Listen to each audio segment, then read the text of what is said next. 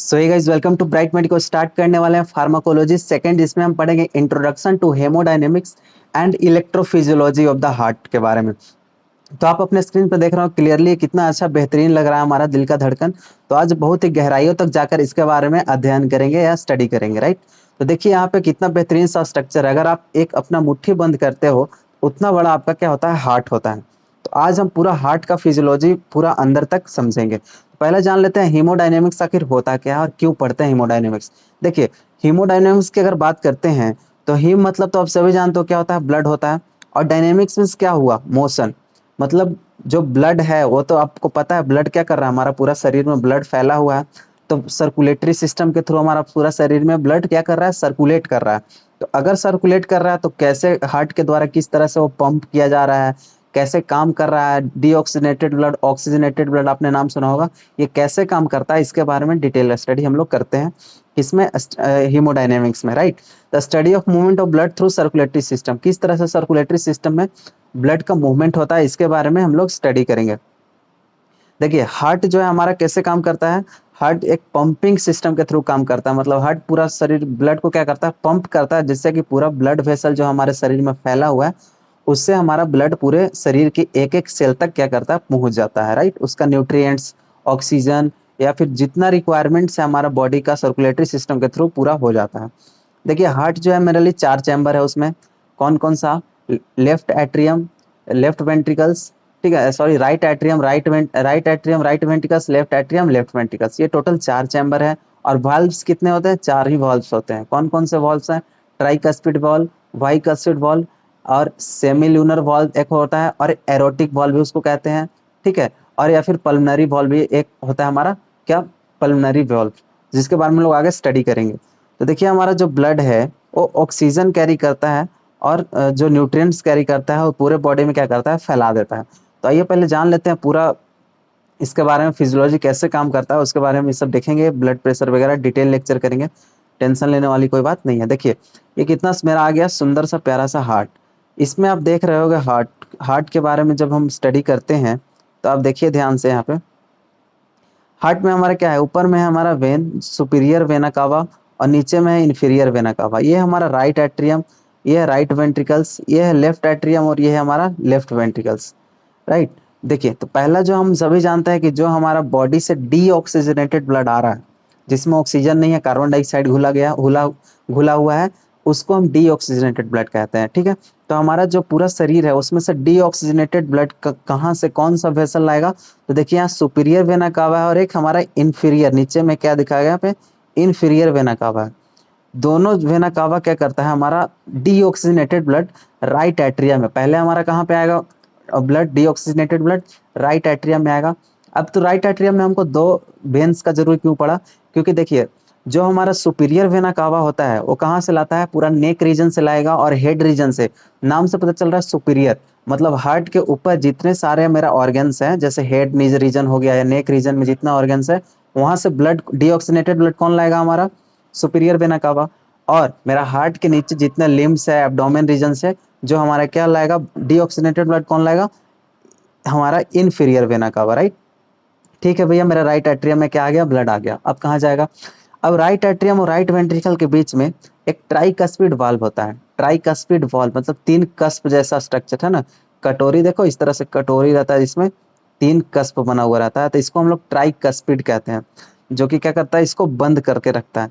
Tricuspid valve रहता है जो कि राइट एट्रियम से फिर कहाँ जाएगा मेरा ब्लड, राइट वेंट्रिकल्स में जाएगा।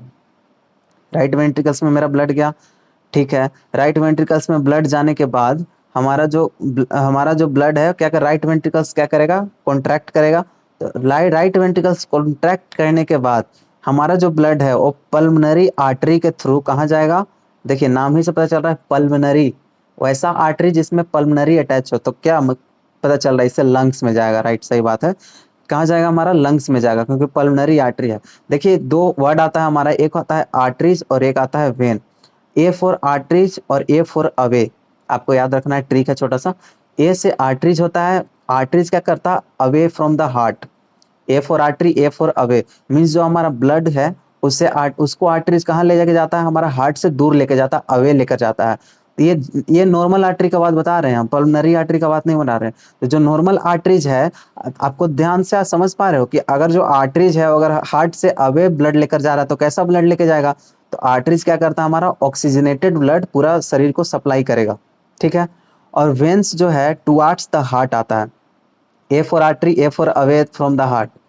आर्टरीज कैसा लेके जाएगा, कैसा लेकर जाएगा ब्लड? पूरा बॉडी में away from the heart, heart से दूर लेकर जाएगा ऑक्सीजनेटेड ब्लड पूरा बॉडी में। जबकि वेन्स जो है टुवार्ड्स द हार्ट, वेन क्या करता है, टुवार्ड्स द हार्ट हमारा ब्लड लेकर के आता है। तो कैसा ब्लड लेकर आएगा? आपका हाथ पैर से सबका ब्लड उठाकर डीऑक्सीजनेटेड ब्लड जितना है वो क्या करेगा, वेन लेकर आता है, वेन लेकर आता है। तो इसलिए हम क्या पढ़े यहाँ पे, सुपीरियर और इंफीरियर वेना कावा कैसा ब्लड लेकर आया, डीऑक्सीजनेटेड ब्लड लेकर आया, मतलब टुवार्ड्स द हार्ट आया। तो पूरा शरीर से हमारा डीऑक्सीजनेटेड ब्लड उठाकर उठाकर कौन लेकर आया, वेन। देखिए सुपीरियर इंफीरियर वेना कावा में वेन आ रहा है ना, ठीक है। तो ये लेकर आया। अब यहाँ पे देखिए, अब यहाँ पे एक्सेप्शन क्या हो जाता है कि जो हमारा आर्टरीज तो हमारा ऑक्सीजनेटेड ब्लड लेके जाता था, A for artery, A for away. लेकिन एक एक्सेप्शन आपको याद रखना है कि पल्मोनरी आर्टरी जो है, जो पल्मोनरी जो कि लंग्स में जाने वाला, हार्ट से लंग्स में जाने वाला आर्टरी है, और डीऑक्सीजनेटेड ब्लड लेके जाता है। राइट वेंट्रिकल से पल्मोनरी आर्टरी डीऑक्सीजनेटेड ब्लड लेकर जाता है, लेकर जा रहा है लंग्स तक। तभी तो क्या कर रहा है, वहां से लंग्स में क्या कर रहा है, प्यूरिफाई किया, हमारे ब्लड को प्यूरिफाई किया, मतलब ऑक्सीजनेटेड कर दिया। ऑक्सीजनेटेड करने के बाद हमारा वापस से कहाँ से आएगा, वापस से जो हमारा ब्लड है और पल्मोनरी वेन के थ्रू। एक और एक्सेप्शन यहाँ आ गया, कौन सा? वेन को मैंने क्या बताया था कि डीऑक्सीजनेटेड ब्लड, जैसे superior inferior vena cava, deoxygenated blood पूरा शरीर से उठाकर हार्ट में ला रहा है। लेकिन पल्मोनरी वेन ऐसा वेन है जो कि ऑक्सीजनेटेड ब्लड लंग्स से हार्ट में लेके आएगा, ऑक्सीजनेटेड ब्लड लंग्स से हार्ट में लेके जाएगा। और मैंने आपको क्या बताया, जो हमारा पल्मोनरी आर्टरी है वो डीऑक्सीजनेटेड ब्लड हार्ट से लंग्स, देखिए एक होता है हार्ट से लंग, कैसा? पल्मोनरी आर्टरी, क्या? Deoxygenated blood. एक हुआ क्या, एक हुआ हमारा पल्मोनरी वेन जो कि ऑक्सीजनेटेड ब्लड कहाँ से, lungs to heart, heart to lungs, lungs to heart. Lungs to heart कौन लेकर आ रहा है, पल्मोनरी वेन, कैसा? Oxygenated blood. तो ऑक्सीजनेटेड ब्लड मेरा पहला आएगा लेफ्ट एट्रियम में। लेफ्ट एट्रियम में जो यहाँ पे अटैच है मेरा एक मिट्रल वॉल्व है, इसको हम लोग क्या कहते हैं, बाइकस्पिड वॉल्व भी कहते हैं, कि इसका कस्प ऐसा रहता है, बाइकस्पिक जैसा रहता है, इसीलिए इसको हम बाइकस्पिड वॉल्व भी कहते हैं। तो यहाँ से कहाँ जाएगा, मेरा लेफ्ट वेंट्रिकल्स में जाएगा। लेफ्ट वेंट्रिकल्स में जाने के बाद जो हमारा क्या करेगा, वेंट्रिकल जब कॉन्ट्रैक्ट करेगा ना, तो ये जो पूरा ब्लड है, एरोटा आपको दिख रहा है यहाँ पे, एरोटा, यहाँ पे आपको एरोटा दिखा हो, ये जो मेरा एरोटा लग रहा है यहाँ पे लिखा हुआ, एरोटा दिख रहा है। तो इसमें जो है यहाँ पे एरोटिक वॉल्व लगा रहता है, ठीक है। यहाँ पे इसको हम सेमिल्यूनर वॉल्व भी कहते हैं। एरोटिक वॉल्व के थ्रू क्या करेगा ना, ये जाएगा ब्लड, और एरोटा क्या करता है, पूरा बॉडी में हमारा ब्लड को फैला देता है। एरोटा के थ्रू ही ऑक्सीजनेटेड ब्लड पूरा शरीर में, बॉडी में फैलने लगेगा। उसके बाद फिर से ये प्रोसेस रिपीट होगा। तो होप्स आपको क्लियर होगा। और एक और बात कर लेते हैं, यहाँ पे देखिए जो दोनों को सेपरेट कर रहा है, left right ventricle, left ventricle को जो सेपरेट कर रहा है उसको हम लोग सेप्टम कहते हैं, ठीक है। इंट्रावेंट्रिकुलर सेप्टम कहेंगे, और जो आर्टरी को सेपरेट करेगा उसको इंटर आर्ट्रियल सेप्टम कहेंगे, इंटर आर्ट्रियल सेप्टम कहेंगे। क्लियर है। और एक चीज आप देख रहे होगे कि जो हमारा ये जो हमारा राइट वेंट्रिकल्स और लेफ्ट वेंट्रिकल, जो वेंट्रिकल्स के वाल हैं वो आर्टरी के वाल से मोटे हो रहे हैं, थोड़ा सा थिक है। ऐसा क्यों है? क्योंकि देखिए पंप तो इसको करना है ना, इसको राइट वेंट्रिकल्स और लेफ्ट वेंट्रिकल्स, और राइट वेंट्रिकल और लेफ्ट वेंट्रिकल्स में से भी देख रहे होगे आप कि जो हमारा लेफ्ट वेंट्रिकल का वाल है ये भी, ये राइट वेंट्रिकल से ज्यादा मोटा है। ऐसा क्यों है? क्योंकि जो लेफ्ट वेंट्रिकल उसको बहुत तेजी से कॉन्ट्रैक्ट करना है, क्योंकि लेफ्ट वेंट्रिकल ही तो तेजी से कॉन्ट्रैक्ट करेगा तो क्या करेगा, हमारे शरीर में ऑक्सीजन को मतलब ब्लड को क्या करेगा, सप्लाई करेगा। इसीलिए इसका वाल मोटा होना चाहिए ताकि रप्चर ना हो, फट ना जाए। क्लियर है। और दो वर्ड आता है, एक तो सिस्टोल और एक डायस्टोल, आपने पढ़ा होगा। एक आता है क्या, सिस्टोल, और एक आता है डायस्टोल।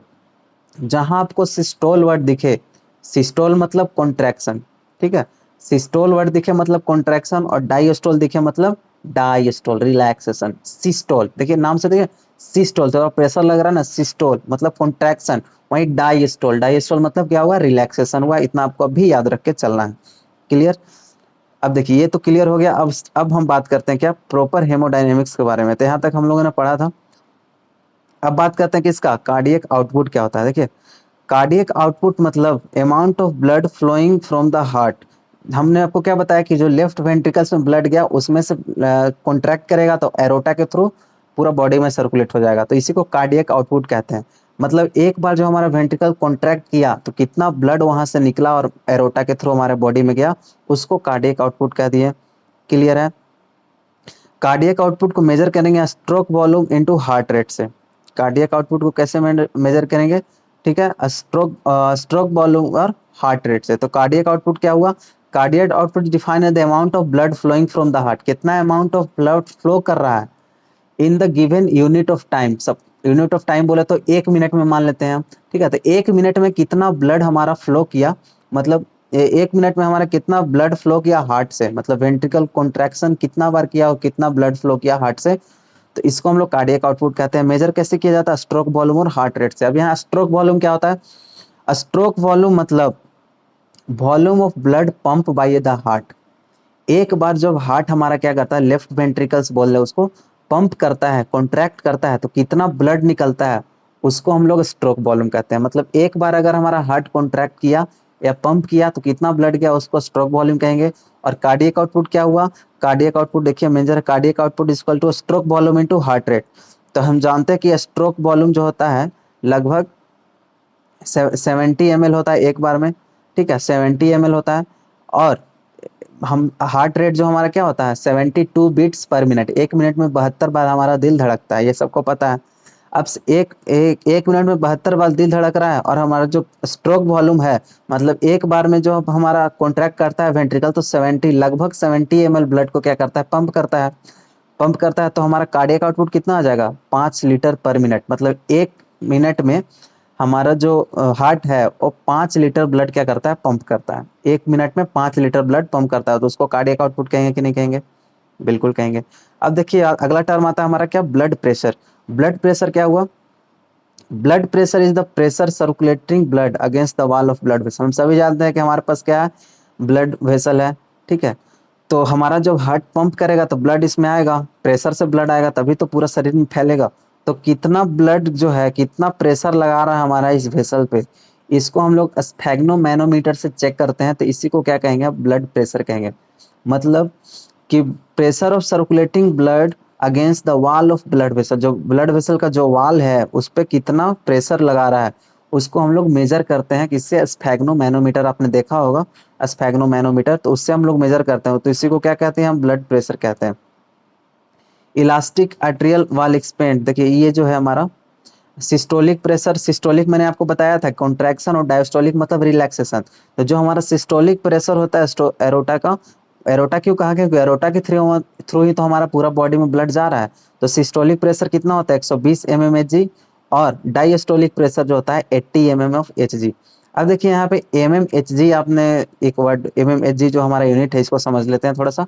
आपने स्फेग्नोमैनोमीटर देखा होगा, ठीक है। स्फेग्नोमैनोमीटर में क्या रहता है, बीच में एक स्केल रहता है। इस स्केल में क्या होता है ना कि मरकरी फिलअप रहता है, इस स्केल में मरकरी फिलअप रहता है, Hg जिसको कहते हैं, Hg, Hg जिसको कहते हैं, मरकरी का जो सिंबल है Hg है, सभी जानते हैं। और जो स्फेग्नोमीटर का स्केल है उसको देखेंगे ना, mm में रहता है, ऐसे ऐसे मेजर जो स्केल रहेगा वो mm में रहेगा। तो mmHg कहने का मतलब है कि 1 mmHg मूव करने में, मतलब इसको हम ऐसा बोल सकते हैं कि 1 mmHg मतलब यहाँ से यहाँ जाने में कितना हमारा प्रेशर लगा। 1 mmHg मूव कर मतलब 1 mm मूव करने में मरकरी को कितना प्रेशर झेलना पड़ा, उसी को mmHg से डिनोट करते हैं। राइट, समझ गए आप लोग? तो mmHg इसी को कहते हैं 1/20 mmHg जो है नॉर्मल ब्लड प्रेशर कंसीडर किया गया है। ये हार्ट देखिए, हमने अभी समझा हार्ट के बारे में पूरी अच्छी तरह से। आप देख सकते हो यहाँ पे लेफ्ट एट्रियम, यहाँ पे आप क्लियरली देख सकते हो क्या है, ये जो हमारा ट्राइकस्पिड वाल्व है, और यहाँ जो हमारा लगा हुआ है बाइकस्पिड वाल्व है। Right, tricuspid valve, bicuspid valve. और ये जो आपको थोड़ा सा झरना, ये इस टाइप का जो स्ट्रक्चर दिख रहा है ना, इस टाइप का देखिए यहाँ पे, एक मिनट, देखिए इस तरह के जो आपका स्ट्रक्चर दिख रहा है, तो इसको हम लोग क्या कहते हैं, कॉडी टेंडनी कहते हैं। क्या कहते हैं, कॉडी टेंडनी कहते हैं, ठीक है ना। कोऑर्डिनेट टेंडनी जो कि हमारा जो ट्राइकस्पिड वाल्व है उससे अटैच रहता है, और उसी को बंद या खोलता है या बंद करता है ना, उसको रेगुलेट करता है। क्लियर है यहाँ पे? और ये जो मसल आपको दिख रहा है, ये मसल को हम लोग पैपिलरी मसल कह देते हैं। कौन सा मसल, पैपिलर मसल, जिससे कि कोडी टेंडिन अटैच रहता है। यही मसल जब कॉन्ट्रैक्ट करेगा ना, देखिए इस मसल क्या किया, जब कॉन्ट्रैक्ट करेगा तो इसको पीछे की ओर खींचेगा, पीछे की ओर खींचेगा तो क्या होगा, ये जो है हमारा ट्राइकस्पिड बॉल, ये जो कोडी टेंडिन कोई भी खींचेगा जैसे ट्राइकस्पिड बॉल क्या होगा, खुलेगा, खुल जाएगा। क्लियर है। अब देखिए जो हमारा कौन कौन सा फोर्स काम करता है। मेन फंक्शन ब्लड का तो आप सभी जानते हैं, ट्रांसपोर्ट करता है गैस, न्यूट्रिएंट, वेस्ट प्रोडक्ट का, हेमोस्टेसिस, पीएच और बॉडी टेम्परेचर को क्या करता है, मेंटेन करता है, तो सभी जानते हैं। ठीक है। और प्रोटेक्शन में भी हेल्प करता है। अब देखिए फोर्स कौन कौन इन्वॉल्व है, movement of blood through human circulatory system. तो अगर हम फोर्स की बात करते हैं तो काइनेटिक और पोटेंशियल एनर्जी कार्डियक पंप में, जैसे पहला काइनेटिक एनर्जी, पोटेंशियल एनर्जी और ग्रेविटेशनल फोर्स या हाइड्रोस्टैटिक फोर्स, तीन फोर्स यहाँ पे काम करता है। काइनेटिक एनर्जी बोले तो active energy of motion as forward movement of blood, जैसे मूवमेंट क्या कर रहा है, हमारा ब्लड एक जगह से दूसरे जगह जा रहा है तो काइनेटिक एनर्जी काम कर रहा है, तभी ना हाइट। काइनेटिक एनर्जी क्या होता है, मास हमारा कितना ब्लड फ्लो कर रहा है और कितना हाइट से जा रहा है। ठीक है। तो ये क्या हुआ, काइनेटिक एनर्जी हो गया। दूसरा है हमारा पोटेंशियल एनर्जी। देखिए पोटेंशियल एनर्जी कहने का मतलब जो हमारा ब्लड स्टोर है, ये जो हमारा ब्लड स्टोर है, कहीं एक जगह ब्लड स्टोर है, तो इसमें क्या हुआ, पोटेंशियल एनर्जी हुआ। और जब इसको मूव करना होगा तो ये किसमें, काइनेटिक एनर्जी में कन्वर्ट हो जाएगा। तो काइनेटिक एनर्जी, पोटेंशियल एनर्जी काम किया कि नहीं किया, बिल्कुल किया। अब तीसरा हमारा हाइड्रोस्टेटिक प्रेशर, मतलब प्रेस बोले तो लिक्विड, देखिए ऊपर वाले वेसल से नीचे वाले वेसल में अगर हमको ब्लड जाना है तो ये पहले तो ऊपर वाला ब्लड, नीचे हमारा इस पे ग्रेविटेशनल फोर्स लगा रहा है, क्योंकि हम जानते हैं कि हमारा अर्थ क्या होता है, ग्रेविटी करता है। नीचे कोई चीज ऊपर ऊपर रहती है तो उसको नीचे पुल करता है, नीचे की ओर खींचता है। तो ये ब्लड को क्या करेगा, नीचे की ओर खींचेगा भी। और जो हमारा ब्लड है, दूसरा वाला ब्लड का लेयर है, ये भी तो इस पे फोर्स लगा रहा है कि हाँ तुम नीचे जाओ, नीचे जाओ, नीचे जाओ, जिसके कारण इसको प्रेशर फील होगा और हमारा ब्लड नीचे नीचे क्या करता है, डाउनवर्ड मूवमेंट स्टार्ट कर देता है। तो तीन प्रेशर यहाँ पे काम किया कि नहीं किया। अब देखिए बहुत ही प्यारा चीज, इलेक्ट्रोफिजियोलॉजी की अब हम बात करते हैं। तो हमारा हीमोडायनेमिक्स पार्ट क्लियर हुआ। अब हम बात करते हैं इलेक्ट्रोफिजियोलॉजी का। देखिए ध्यान से, सिंपल है, बेहतरीन समझना है। इलेक्ट्रोफिजियोलॉजी ऑफ हार्ट जो है ना, ये कैसे काम करता है। आप देखिए हमारा राइट एट्रियम है, इसमें दो नोड पाए जाता है, एक होता है एसे नोड और एक होता है एवी नोड। आपने नाम सुना होगा, साइनो एट्रियल नोड और atrio ventricular node. Cyano atrial node को हम लोग एसे नोड बोल दिया है, और एवी नोड जो है वो एट्रियो वेंट्रिकुलर नोड बोल दिए। क्लियर है। हाँ जी क्लियर है। अब देखिए क्या होता है ना, जो हम एसे नोड है उसको हम लोग पेस मेकर सेल भी कहते हैं। जो एसे नोड है इसको पेस मेकर क्यों कहते हैं, क्योंकि इसके पास एक प्रॉपर्टी होता है कि अपना इलेक्ट्रिक पोटेंशियल जनरेट करे, जो इलेक्ट्रिक सिग्नल है। क्योंकि हार्ट के पास क्या होता है, हार्ट के पास अपना प्रॉपर्टी है कि इलेक्ट्रिक सिग्नल जनरेट करेगा। और किसके कारण है, उस एसे नोड के कारण। एसे नोड से क्या होगा, इलेक्ट्रिकल सिग्नल जनरेट होगा। ठीक है। एसे नोड होता कहाँ है, राइट एट्रियम में अपर साइड में होता है, और एवी नोड भी राइट एट्रियम में लेकिन लोअर साइड में होता है, इतना याद रखना है। एसे नोड कहाँ होता है, राइट साइड में, अपर राइट एट्रियम में अपर साइड में होता है। और एवी नोड देख सकते हो आप, यही है ना, राइट एट्रियम में ही है लेकिन लोअर रीजन पे है। एसे नोड देखिए ध्यान समझना है, एसे नोड में जब सिग्नल बना तो एसे नोड पहले तो रेस्टिंग कंडीशन पे आराम से है सब। एसे नोड में सिग्नल बना तो सिग्नल कहाँ गया, हमारा कुछ फाइबर जो है, फाइबर के थ्रू अपना सिग्नल भेजता है। एक फाइबर गया मेरा क्या, लेफ्ट एट्रियम में गया, और हमारा राइट एट्रियम में तो है ही। तो क्या करता है ना, फाइबर जब लेफ्ट एट्रियम में जाता है और दोनों क्या करेगा, एट्रियम में गया तो दोनों जहां जहां सिग्नल लेके जाएगा वहां वहां कॉन्ट्रैक्शन होगा। तो क्या करेगा, ये दोनों एट्रियम एक साथ कॉन्ट्रैक्ट करेगा, एक साथ सिकुड़ेगा। ठीक है। ये कॉन्ट्रैक्ट किया, फिर सिग्नल कहाँ चला गया, ये एवी नोड के पास चला गया, एट्रियोवेंट्रिकल नोड के पास चला गया। ये जो आपका नोड है ये एवी नोड है, इसके पास चला गया। और एवी नोड के बाद जो हमारा देखिए यहाँ पे ये जो है ना, ये स्ट्रक्चर, इसको हम लोग बंडल ऑफ हिस कहते हैं, जिसमें बहुत सारा फाइबर जो है एक बंडल के रूप में रहता है, तो इसको बंडल ऑफ हिस कहते हैं। और बंडल ऑफ हिस से फिर दो पार्ट में यहाँ मेरा फाइबर डिवाइड हो जाता है, जिसको हम लोग परकिंजे फाइबर कहते हैं। छोटा छोटा फाइबर जो दोनों वेंट्रिकल्स के वाल में चला जाता है। कहाँ चला जाता है, वेंट्रिकल्स के वाल में, जिसको हम लोग क्या कहते हैं, परकिंजे फाइबर। देखिए दो छोटा छोटा वेंट्रिकल्स के रूप में गया है ना, यहाँ पे आपको दिख रहा होगा स्क्रीन पे, वेंट्रिकल्स के रूप में गया है, जिसको हम लोग क्या कहते हैं, परकिंजे फाइबर के हैं। ठीक है। पहले जो हार्ट कॉन्ट्रैक्ट किया ना, दोनों पहले तो एट्रियम को सिग्नल भेजा तो एट्रियम कॉन्ट्रैक्ट किया, एट्रियम के बाद एवी नोड को भेजा, एवी नोड क्या किया, बंडल ऑफ हिस से परकिंजे फाइबर को भेज दिया। परकिंजे फाइबर में भेजने के बाद दोनों फिर वेंट्रिकल्स कॉन्ट्रैक्ट करेंगे, और एट्रियम उस टाइम क्या करेगा, डायस्टोल करेगा, मतलब एट्रियम उस टाइम रिलैक्स होगा। जब वेंट्रिकल वेंट्रिकल जब कॉन्ट्रैक्ट करेगा तब आर्ट्रियल आर्टरी जो है क्या करेगा, रिलैक्स करेगा, और जब आर्टरी कॉन्ट्रैक्ट करेगा तो वेंट्रिकल्स कुछ देर तक रिलैक्स करेगा। लेकिन वेंट्रिकुलर कॉन्ट्रैक्शन ज्यादा होता है, क्योंकि वेंट्रिकल्स में ही तो ब्लड होता है ना, और वेंट्रिकल्स को पंप करना है जोर से, तब उसको क्या करना पड़ेगा, ज्यादा देर तक कॉन्ट्रैक्ट करना पड़ेगा। अब देखिए इतना तो आप समझ गए, और कैसे काम करता है ये थोड़ा समझ लेते हैं। देखिए पहले मेरा क्या हुआ, मैंने आपको बताया था सिस्टोल डायस्टोल। सिस्टोल मतलब कॉन्ट्रैक्शन, डायस्टोल मतलब रिलैक्सेशन, राइट। इतना तो क्लियर है आपको। पहले जो हुआ ना, मेरा एसए नोड क्या किया, सिग्नल लाया। एसए नोड फिर दोनों एट्रियम में क्या किया, सिग्नल भेज दिया। एट्रियम में सिग्नल भेजने के बाद एट्रियम कॉन्ट्रैक्ट किया। एट्रियम कॉन्ट्रैक्ट किया तो जो ब्लड था एट्रियम का, ये वेंट्रिकल्स में गया। कहाँ गया, वेंट्रिकल्स में गया, ठीक है। वेंट्रिकल्स में गने के बाद जो एसए नोड है, उसका उससे सिग्नल एवी नोड को गया। एवी नोड से फिर बंडल ऑफ फिश से परकिंजे फाइबर। परकिंजे फाइबर से क्या किया, हमारा दोनों वेंट्रिकल्स में सिग्नल गया, और वेंट्रिकल्स क्या किया, कॉन्ट्रैक्ट किया, जिससे कि ब्लड हमारे पूरे ब्लड कहाँ गया, ये कॉन्ट्रैक्ट करेगा तो कहाँ जाएगा ब्लड, हमारा लंग्स में जाएगा, वहां से आएगा, फिर इसमें जाएगा लेफ्ट वेंट्रिकल्स में, और लेफ्ट वेंट्रिकल कॉन्ट्रैक्ट करेगा तो हमारा पूरा बॉडी में क्या करेगा, ब्लड मूव करेगा। क्लियर है। तो आप साउंड सुने होगा लब और डब का। लब डब कब प्रोड्यूस होता है, जब वेंट्रिकल कॉन्ट्रैक्ट करता है ना, तो सेमिल्यूनर वॉल्व और ट्राइकस्पिड वॉल्व, सॉरी सेमिल्यूनर नहीं, बाइकस्पिड वॉल्व और ट्राइकस्पिड वॉल्व जब एक साथ बंद होता है, क्योंकि जब वेंट्रिकल्स कॉन्ट्रैक्ट करेगा ना, तो हो सकता है ना कि आर्टरी में कुछ ब्लड चला जाए।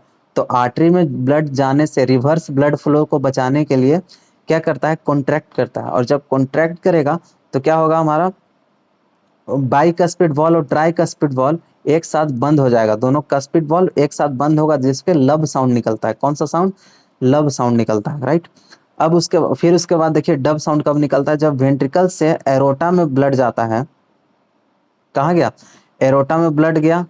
वेंट्रिकल से एरोटा में ब्लड जाने के बाद जो सेमिलूनर वाल्व जब बंद होता है ना, सेमिलूनर वाल्व भी तो बंद होगा, क्योंकि उस कॉन्ट्रैक्ट करके भेज दिया। अब रिलैक्स करेगा हमारे वेंट्रिकल्स, तो रिलैक्स करने के बाद क्या हो सकता है कि जो एरोटा में ब्लड गया वो वापस आ जाए। इसके कारण क्या हो जाएगा, रिवर्स ब्लड फ्लो होगा कि नहीं। उससे बचाने के लिए क्या होगा, जो एरोटा में सेमिलूनर वाल्व होता है वो जब क्लोज होता है तो डब साउंड सुनाई पड़ता है। तो लब डब साउंड होता है हार्ट का, सभी जानते हैं। टोटल ऐसे साउंड 4 होते हैं, लेकिन हम लोग 2 साउंड अभी कंसीडर करके चल रहे हैं, लब और डब। देखिए जब हमारा आर्टिकल सिस्टोल करता है, टाइमिंग की हम थोड़ा सा बात कर लेते हैं।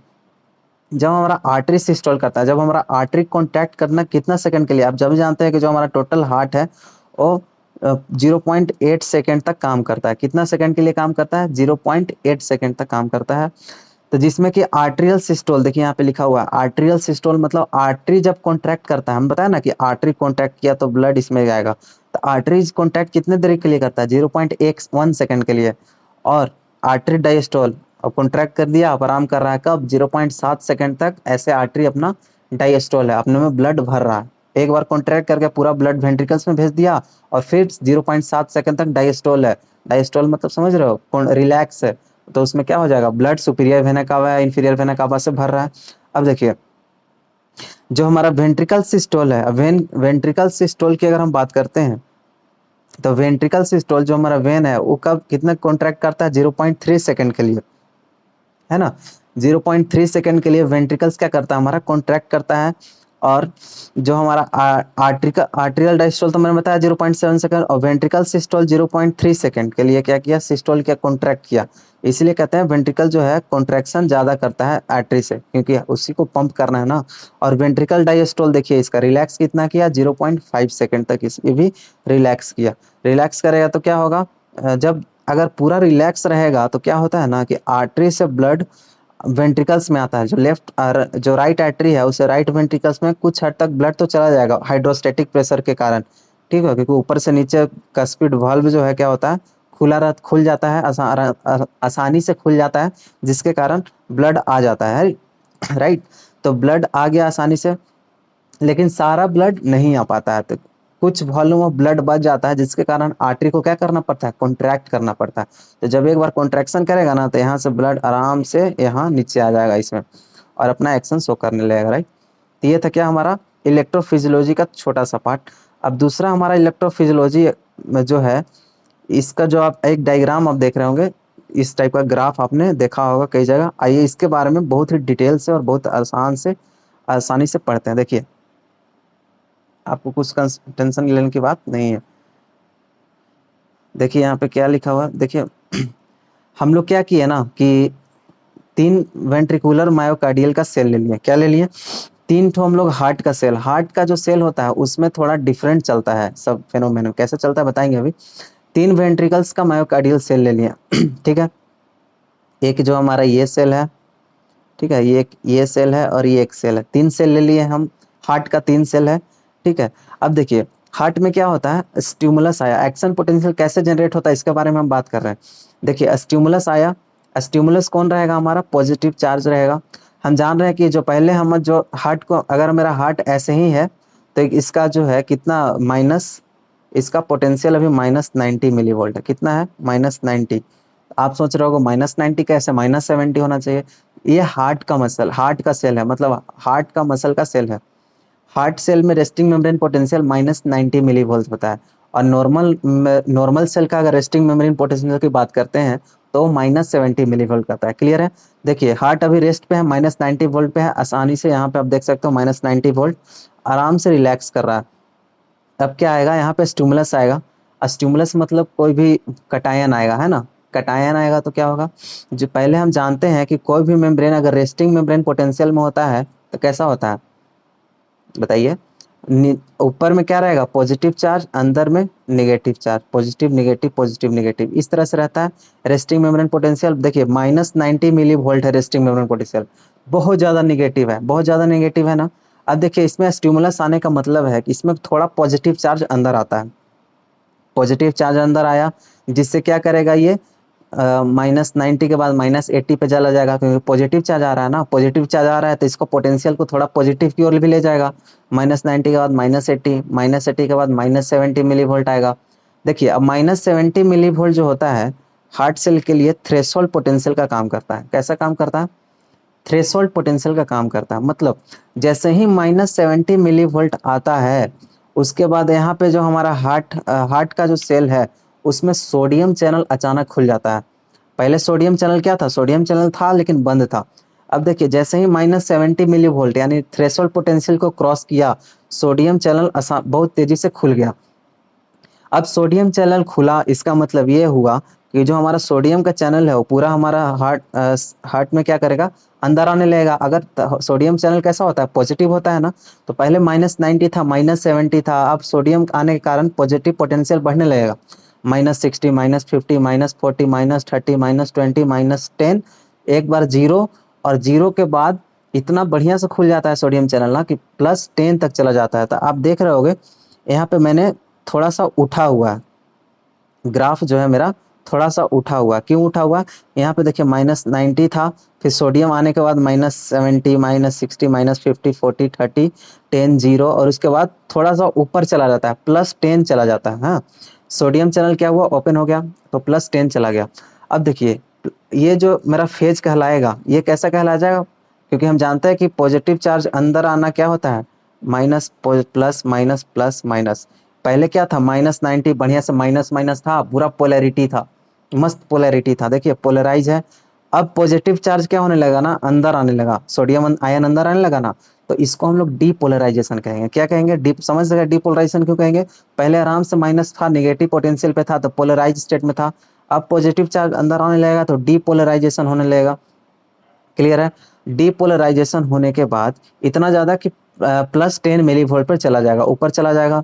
अब देखिए डीपोलराइजेशन होने के बाद ना +10 मिली वोल्ट पर जाएगा, तो फिर डीपोलराइजेशन सेंसिटिव पोटेशियम चैनल और कैल्शियम चैनल खुल जाएंगे।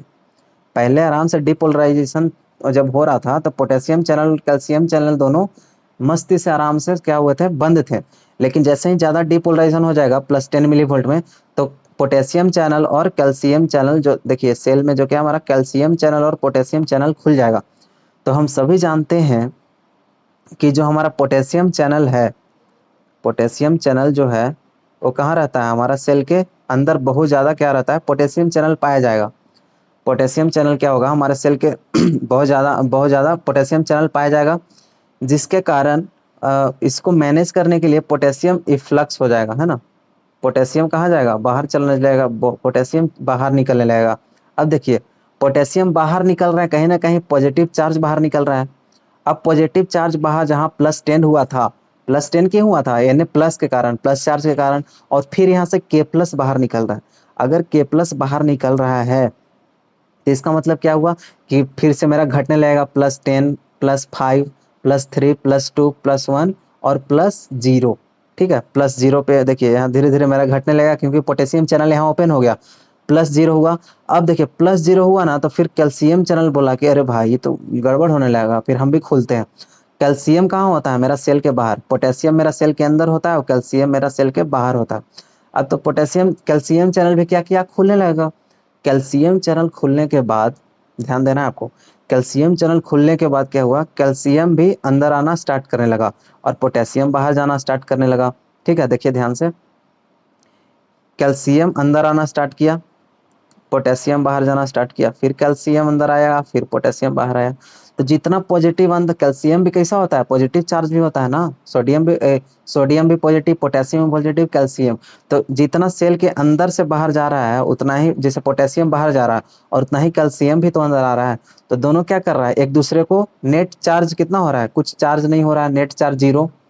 पोटेंशियल बढ़ रहा है क्या, नहीं बढ़ रहा है ना, तो इसीलिए देखिए ये वाला फेज आपको मिलता है। ये वाला देखिए फेजवा जो मिल रहा है, प्लेटो फेज, प्लेन है, नेट चार्ज क्या है, 0 है। पहले क्या हुआ देखिए, ध्यान समझना है। पहले -90 वोल्ट पे बढ़िया से देखिए, मेरा रेस्टिंग मेम्ब्रेन पोटेंशियल था -90 वोल्ट, -90 वोल्ट था। फिर क्या हुआ ना कि सोडियम आयन, सोडियम चैनल खुला, -70 मिली वोल्ट पे आया, -70 थ्रेशोल्ड पोटेंशियल। उसके बाद सोडियम चैनल पूरा खुल गया, सोडियम चैनल पूरा खुल गया तो क्या हुआ, पूरा सोडियम अंदर आने लगा, अंदर आने लगा, अंदर आने लगा, और कहाँ तक पहुंच गया, +10 मिली वोल्ट तक पहुंच गया। +10 मिली वोल्ट पे पहुंचा ना, तब देखा कि तब जो है डिपोलराइजेशन सेंसिटिव पोटेशियम चैनल खुल गया। डिपोलराइजेशन सेंसिटिव होता है पोटेशियम चैनल, तो पोटेशियम चैनल खुला, तो +10 से क्या किया, पोटेशियम चैनल खुलते खुलते खुलते खुलते लगभग 0 मिली वोल्ट पे इसको थोड़ा सा नीचे किया, ज्यादा नहीं, लगभग 0, क्योंकि +10 तो हुआ था -90 से, 0 किया। अब 0 जैसे ही हुआ ना, वैसे कैल्शियम खुल गया चैनल, कैल्शियम चैनल खुला, बोला अरे भाई तो ज्यादा 0 हो जाएगा, तो फिर से -90 की ओर जा रहा है, तो कैल्शियम खुल गया। कैल्शियम खुल गया तो हम जानते हैं कैल्शियम सेल के बाहर होता है और पोटेशियम सेल के अंदर हो रहा है। जितना कैल्शियम अंदर जा रहा है उतना पोटेशियम बाहर जा रहा है, जिसके कारण ये जो ग्राफ है इसे प्लेटो चल जाता है, नेट पोटेंशियल में कोई चेंज नहीं हो रहा है। फिर थोड़ा टाइम बीतने के बाद क्या होता है कि जो पोटेशियम चैनल है, पोटेशियम चैनल और खुलने लगता है, और लेकिन कैल्शियम चैनल क्या होता है ना, जो कैल्शियम चैनल सेल से बाहर से अंदर आ रहा था, वो क्या हो जाता है, बंद हो जाता है। कैल्शियम चैनल बंद हो जाता है और पोटेशियम चैनल और एक्टिव हो जाता है।